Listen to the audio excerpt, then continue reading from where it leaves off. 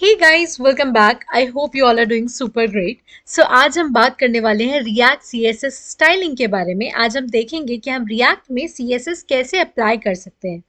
अब जो रिएक्ट में हम सीएसएस अप्लाई करते हैं वो स्लाइटली डिफरेंट होता है जो कि हम जावास्क्रिप्ट में अप्लाई करते हैं। अब ये ऐसा क्यों होता है वो भी आज हम इस वीडियो में देखेंगे। अब जो रिएक्ट है उसमें सीएसएस अप्लाई करने के काफ़ी डिफरेंट तरीके होते हैं, तो उसमें से जो तीन कॉमन वेज हैं आज हम उनको डिस्कस करेंगे। तो उनमें से जो पहला है वो है inline styling, second one is CSS style sheets and the third one is CSS module. So आज हम इन तीनों के बारे में एक के बाद एक बात करेंगे। सबसे पहले हम स्टार्ट करते हैं इनलाइन स्टाइलिंग से। सो इसके लिए मैं अपना वीएस कोड ओपन कर लेती हूँ।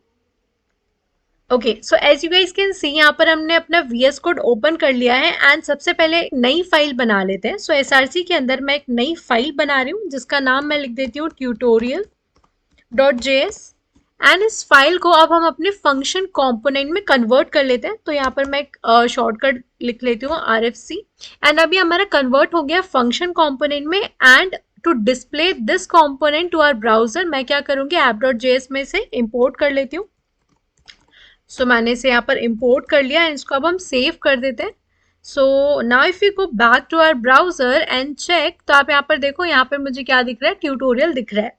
सो नाउ सबसे पहले हम देखते हैं कि हम इनलाइन स्टाइलिंग्स रिएक्ट में कैसे प्रोवाइड कर सकते हैं।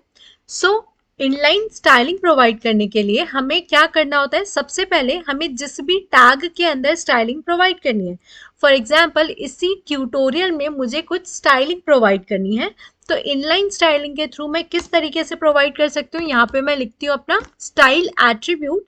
एंड स्टाइल एट्रीब्यूट अगर हम जावास्क्रिप्ट की बात करें तो जब भी हम इनलाइन स्टाइलिंग प्रोवाइड करते हैं जावास्क्रिप्ट में तो हम उसके अंदर जो भी स्टाइलिंग लिखते हैं वो सिर्फ एक कर्ली ब्रेसेस के अंदर लिखते हैं।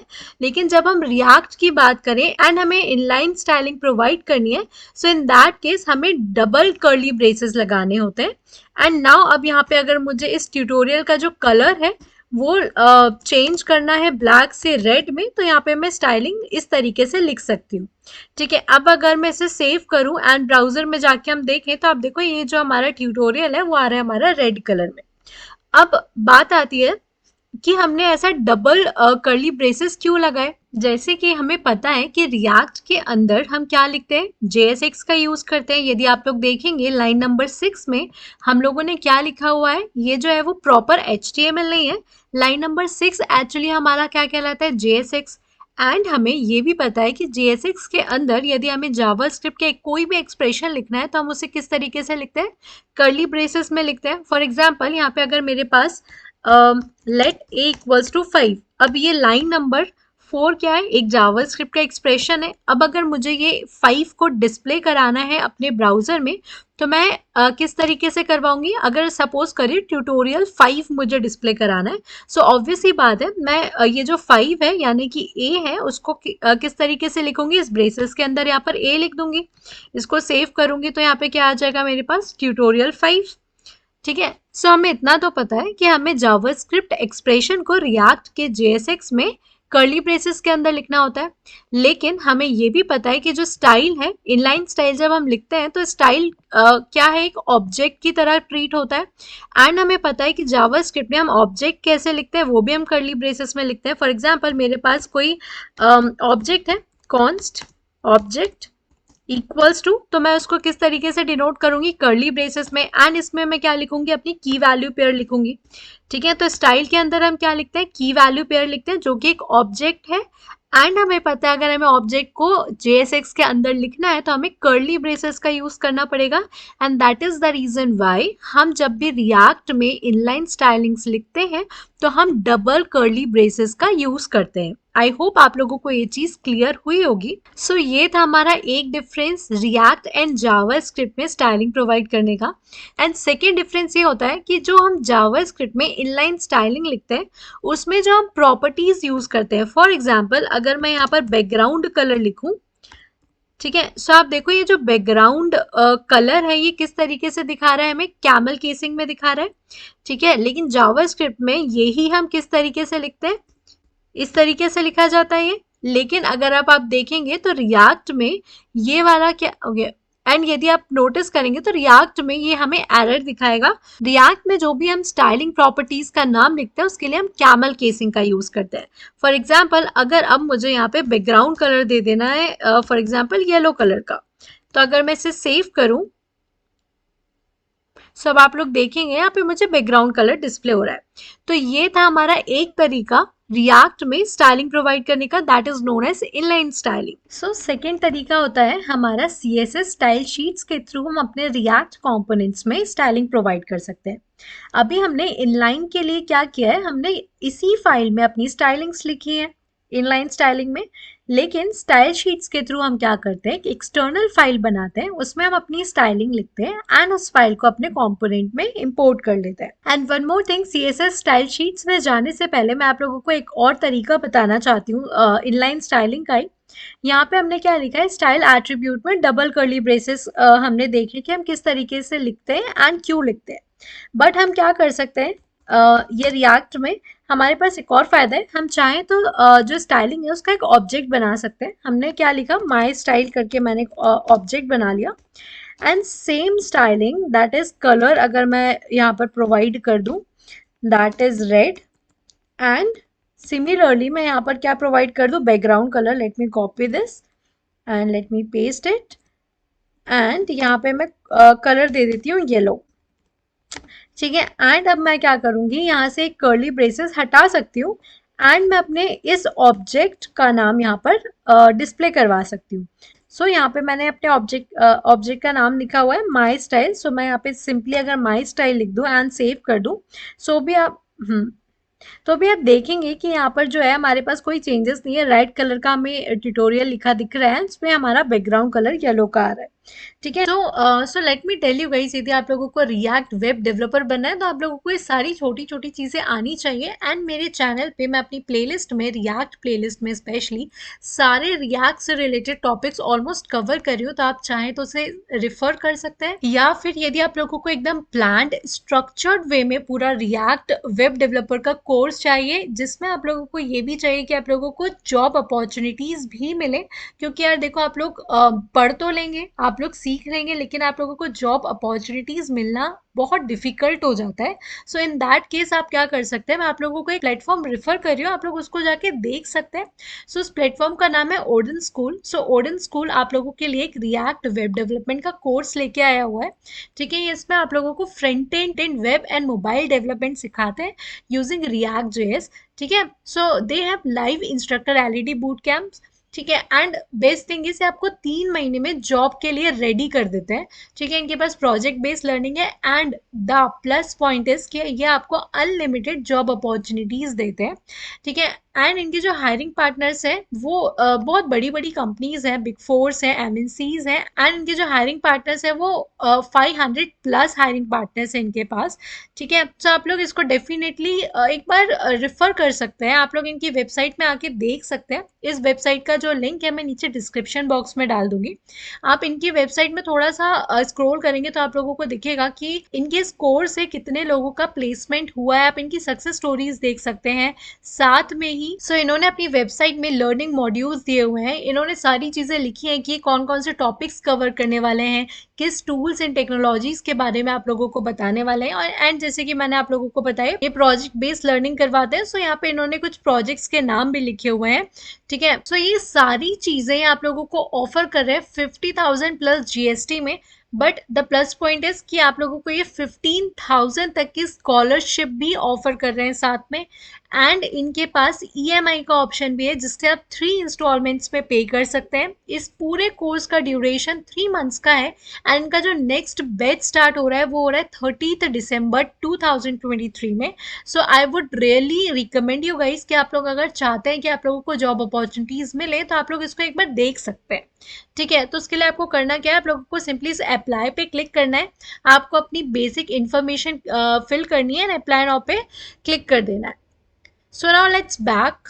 नाउ अब हम देखते हैं एक्सटर्नल स्टाइल शीट्स के थ्रू। तो एक्सटर्नल स्टाइल शीट में हम क्या करते हैं, सिंपली एक नई फाइल बनाते हैं डॉट CSS नाम के एक्सटेंशन के साथ।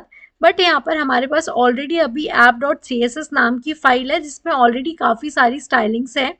सो बेसिकली हम यहाँ पर क्या करते हैं, जो भी हमें स्टाइलिंग लिखनी है, फॉर एग्जांपल मुझे इस बॉडी का पूरा कलर जो है मुझे ब्लू कलर का देना है, ठीक है। तो मैंने यहाँ पर एक कलर डाल दिया है, बैकग्राउंड कलर दिस। अब देखो यहाँ पर एक चीज़ आप लोगों को ध्यान रखना है, यहाँ पे हम एक्सटर्नल CSS का यूज़ कर रहे हैं, तो यहाँ पर हम जैसे ही प्रॉपर्टी का नाम लिखा जाता है जावास्क्रिप्ट में या नॉर्मल CSS HTML में, उस तरीके से ही हम बैकग्राउंड कलर लिख रहे हैं। यहाँ पर कैमल केसिंग का यूज़ नहीं होता है। जब तक आप रिएक्ट में इनलाइन CSS का यूज़ ना करें तब तक आपको कैमल केसिंग लिखने की कोई ज़रूरत नहीं होती है, ठीक है। तो यहाँ पर मैंने क्या किया है, बॉडी का पूरा बैकग्राउंड कलर कुछ लाइट ब्लू टाइप का कलर दे दिया है, ठीक है। अगर अब मैं क्या करूँ, इस app.js को इम्पोर्ट कर लूँ, ठीक है। इस इम्पोर्ट कर लेती हूँ मैं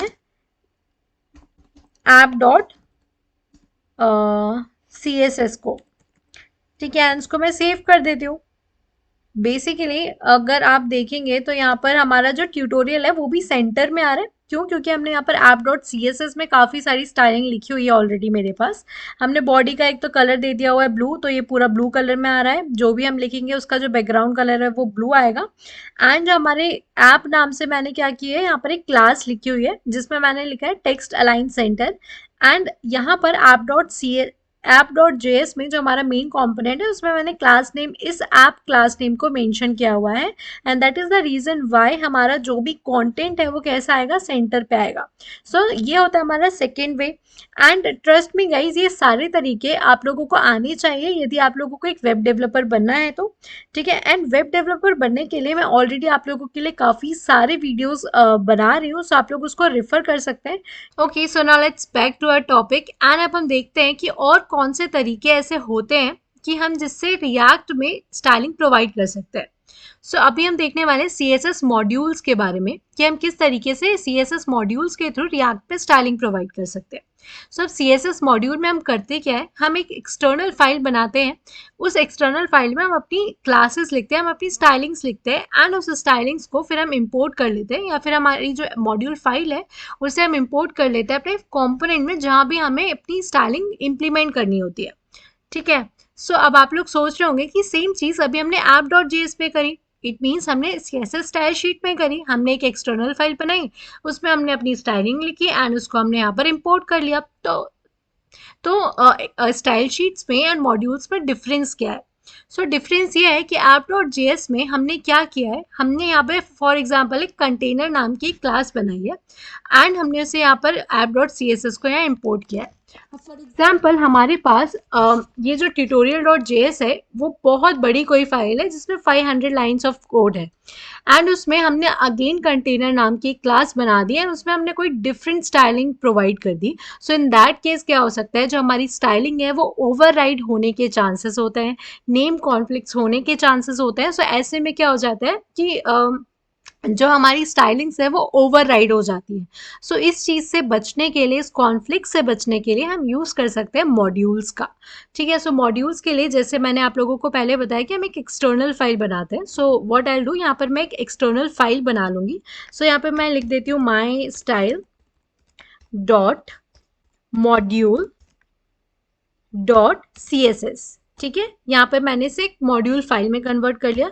एंड फॉर एग्जांपल यहाँ पे मैं कंटेनर नाम की ही क्लास बना रही हूँ जिसमें मैं कलर डाल देती हूँ ब्लू, ठीक है। इसे मैं सेव कर देती हूँ। एंड नाउ अब मुझे क्या करना है, इस कंटेनर को यूज करना है अपने tutorial.js में। And now let's create one p tag. इसमें मैं लिख देती हूँ कुछ भी चीज, ओके इसमें मैं लिख देती हूँ हेलो वर्ल्ड, ठीक है। एंड इसे मैं कर लेती हूँ सेव। एंड अब इस p टैग में मैं चाहती हूँ कि मेरी जो कंटेनर वाली स्टाइलिंग है वो अप्लाई हो। सो उसके लिए मैं क्या करूँगी, सबसे पहले तो इंपोर्ट कर लूँगी स्टाइल फ्रॉम। अब हमारी फाइल का नाम क्या है उसे हम इंपोर्ट कर लेंगे। एंड यहाँ पर अब मुझे क्या करना है, प्रोवाइड करना है। सो मैं क्या लिखूँगी, क्लास नेम। अब इस क्लास नेम में मैं अपने एट्रीब्यूट को लिखूंगी styles dot container,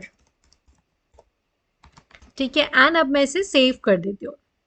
so now let's go back to our browser. So आप देखो यहाँ पे हमारा हेलो वर्ल्ड शो हो रहा है ब्लू कलर में, इट मीन्स हमारी जो स्टाइलिंग है वो इम्प्लीमेंट हो रही है।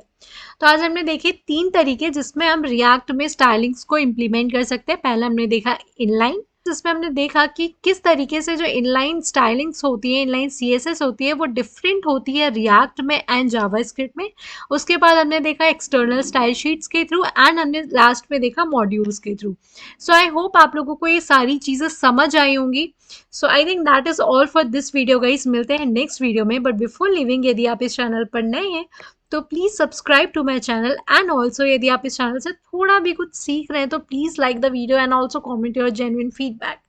Thank you guys for watching.